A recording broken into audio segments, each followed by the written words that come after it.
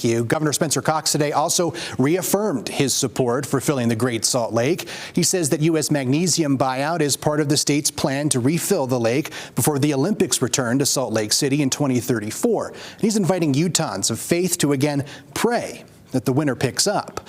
Our Jake White looks into what else goes into filling the drying lake.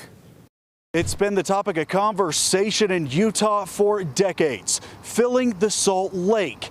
And in less than 10 years, that could finally be a reality. Governor Cox took to social media on Monday, saying that when the world comes back to Utah in 2034, the Great Salt Lake will be full.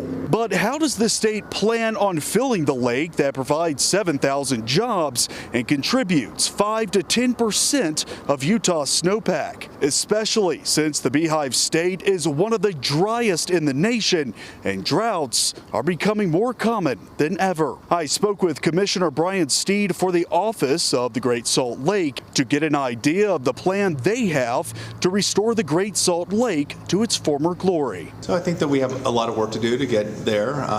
Obviously, we all work for the governor, and I'm really happy to set that as our metric, and we're going to strive really hard to make that goal. But for us, what we're really focused on is making sure that people that live around the lake and the Great Salt Lake watershed use less water on their lawns and gardens because that's beneficial. And then we're working with the agricultural community to make sure that they can use water in ways that both benefit them as well as benefit the lake. According to Steed, strategic plans have been in place for years for finding areas that can share water with the lake as well as get it delivered. Commissioner Steed also tells me that the water level of the Great Salt Lake is much higher than 2022, when the lake was at its lowest, and that the saline levels of the lake are much healthier as well. Governor Cox also reassured the state of Utah, saying that the lake is our heritage and that we will not let it fail.